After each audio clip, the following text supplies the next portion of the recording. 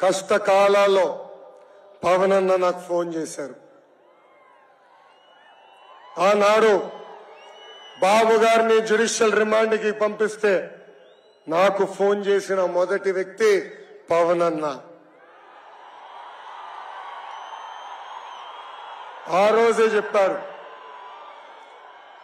ధైర్యంగా ఉండు Lokesh, we're all with you. Babu గారు ఇలాంటి తప్పు చేస్తారని ప్రజలు నమ్మరు, ముందలకెళ్ళని చెప్పారు.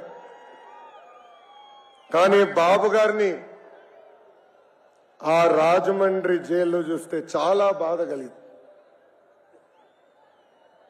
బాబు గారు ఉన్న బ్యారక్, ఆయన మొదటిసారి ముఖ్యమంత్రి అయినప్పుడు కట్టిన బ్యారక్, ములాఖాత్ చేసిన రూము ఆయన మూడోసారి ముఖ్యమంత్రి అయినప్పుడు కట్టిన రూమ్.